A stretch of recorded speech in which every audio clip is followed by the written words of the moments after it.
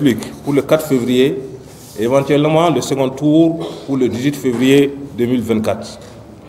Au vu de l'article 4 de la loi électorale du 24 juin 2022, la modèle relève que c'est l'autorité indépendante de gestion des élections, EGE, qui doit communiquer un chronogramme électoral et non le gouvernement.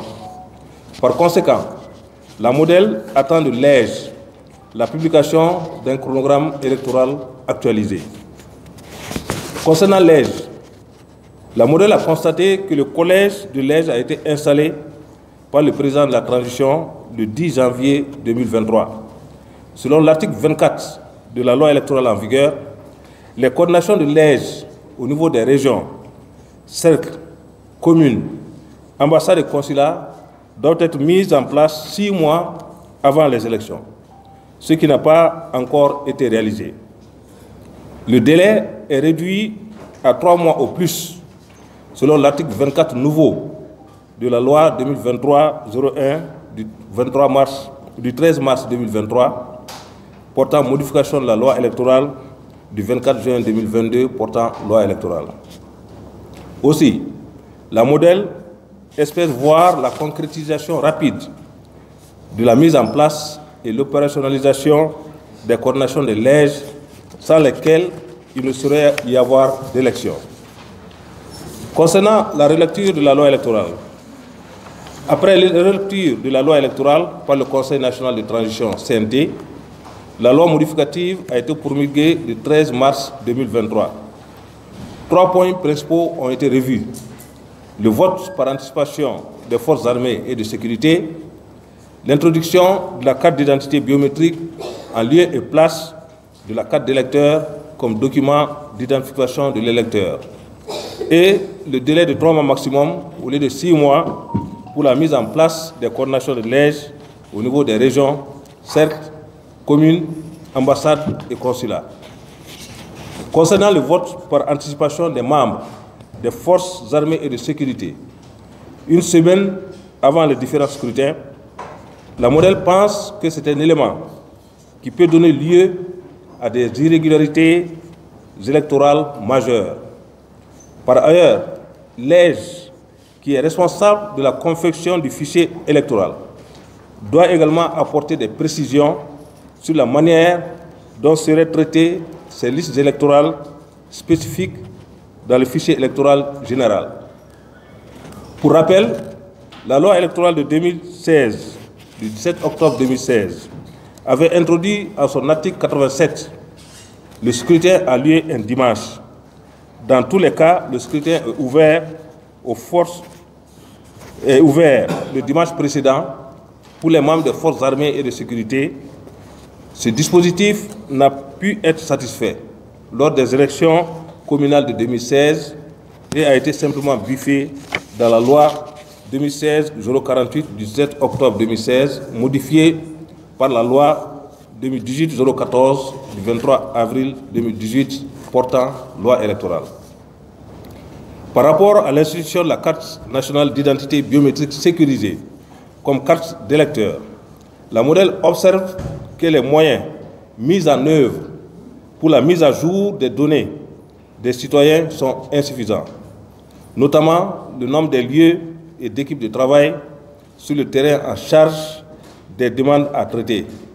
Cela nécessite en conséquence de multiplier les lieux de délivrance ainsi que les équipes de travail. Par ailleurs, un mécanisme de facilitation doit être accordé aux personnes vivant avec handicap pour l'obtention de leur carte. Selon le communiqué du ministère de la Sécurité et de la Protection civile, en date du 14 février 2023, l'opération de mise à jour des données prendra fin le 31 mars 2023. Ce délai ne permettra pas aux citoyens désireux de mettre à jour leurs données d'effectuer cette démarche à temps. Par ailleurs, il serait utile de privilégier les près de 8 millions de citoyens inscrits sur le fichier électoral pour l'établissement des cartes d'identité afin qu'ils puissent voter lors du scrutin référendaire. En effet, suivant l'article 71 nouveau de la loi 2023-01 du 13 mars 2023 portant modification de la loi électorale, la carte nationale d'identité biométrique sécurisée tient lieu de carte d'électeur. En ce qui concerne le délai de mise en place des coordinations de l'EJ à 3 mois au plus, au lieu de 6 mois, la modèle estime que c'est une bonne chose, permettant la tenue des élections dans un délai plus court.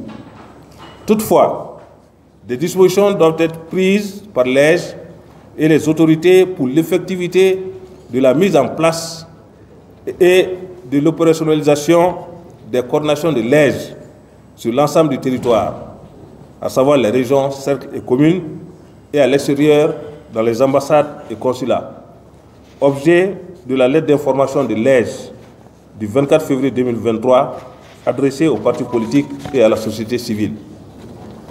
Lors des séances d'écoute devant la commission des lois du CNT, la modèle a retiré ces préoccupations qui n'ont pas été prises en compte lors de la relecture de la loi électorale.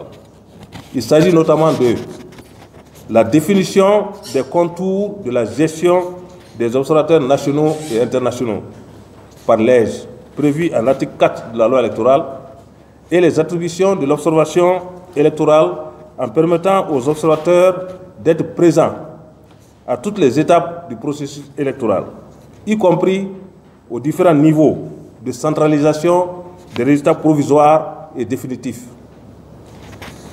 Il s'agit aussi de la prise en compte de la publication en ligne des résultats détaillés par bureau de vote au fur et à mesure du dépouillement des votes dans chaque bureau de vote. Elle permet d'éviter les conflits et d'éventuels tripatouillages des résultats pendant la remontée et la centralisation des résultats, contribuant ainsi à la transparence et à la crédibilité des élections. Elle permet également d'obtenir les résultats par bureau de vote avant le début légal du contentieux.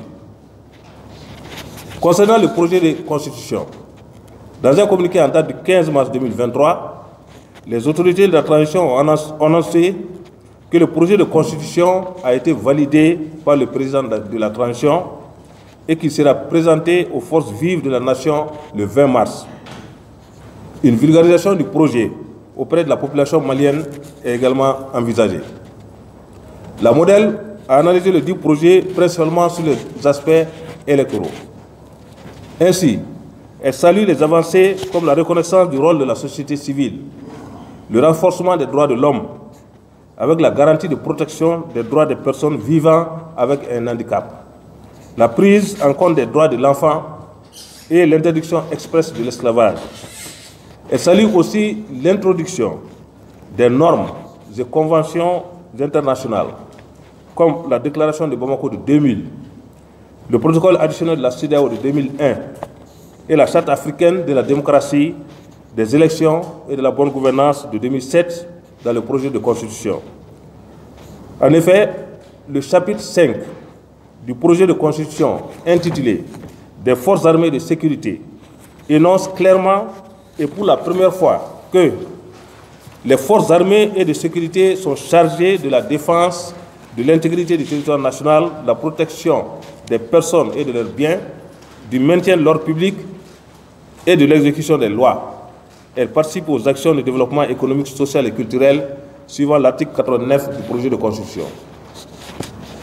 Les forces armées et de sécurité sont au service de la nation, elles sont républicaines, apolitiques et soumises à l'autorité politique suivant l'article 90 du projet de constitution. Les articles 48 et 96 du projet de constitution constituent des avancées. Suivant l'article 48, le second tour de l'élection présidentielle se tient le troisième dimanche suivant la proclamation définitive des résultats du premier tour par la Cour constitutionnelle. Avec l'article 96, le mode de scrutin pour l'élection des députés à l'Assemblée nationale est élargi au mode de scrutin majoritaire, proportionnel ou mixte.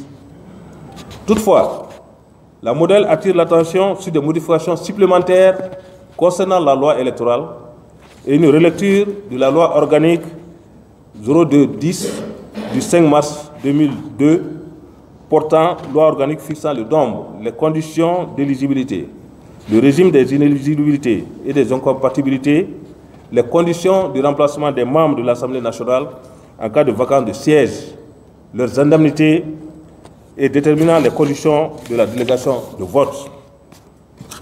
Concernant la réorganisation territoriale, la modèle rappelle que le Mali est actuellement à la phase 5 du découpage territorial, depuis l'accession du pays à la souveraineté nationale en 1960. Suite à la promulgation des lois des collectivités territoriales et administratives le 13 mars 2023, le Mali compte désormais 19 régions, 1 district, 159 cercles, 466 arrondissements, 819 communes et 12 712 villages. Les autorités de la transition ont créé 99 nouveaux cercles.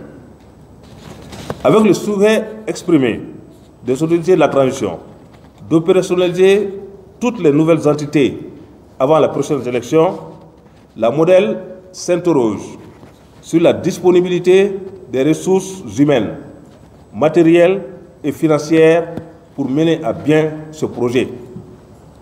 Des questionnements subsistent également quant à la mise en place et à l'opérationnalisation de l'administration locale ainsi que des coordinations de l'EGE sur toute l'étendue du territoire national. Ce problème se pose plus particulièrement au niveau communal, dans les endroits en proie à l'insécurité. Par rapport aux recommandations, en vue du respect du délai de 24 mois supplémentaires accordé à la transition, après la non-tenue du délai de 18 mois et la sortie de la période de transition en mars 2024, la modèle formule les recommandations suivantes. Aux autorités de la transition, la mise en place d'un dialogue politique inclusif entre les autorités et l'ensemble des partis politiques. Ce dialogue devra porter sur toutes les questions pertinentes de l'heure, y compris le système électoral et son impact sur la représentation nationale. La large vulgarisation du contenu du projet de constitution dans toutes les langues nationales. La large vulgarisation du contenu des lois sur la réorganisation territoriale dans toutes les langues nationales. L'opérationnalisation des nouveaux cercles et régions. La relecture de la loi 02-010 du 5 mars portant loi organique des députés. À l'autorité indépendante de gestion des élections, la modèle recommande l'accélération du processus d'installation et d'opérationnalisation de ces coordinations dans les régions, cercles, communes, ambassades et consulats, conformément aux articles 22, 23 et 24 de la loi électorale en vigueur. La publication d'un calendrier électoral réaliste et réalisable pour le retour à l'ordre constitutionnel. La mise en place dans les meilleurs délais du processus d'accréditation des observateurs tel que prévu à l'article 39 de la loi électorale. Par ailleurs, il serait utile que le président de l'EGE précise l'étendue des attributions des observateurs en mentionnant leur présence à toutes les étapes du processus électoral, y compris aux différents niveaux de centralisation des résultats provisoires et définitifs. Fait à Bamako le 18 mars 2023. Je vous remercie.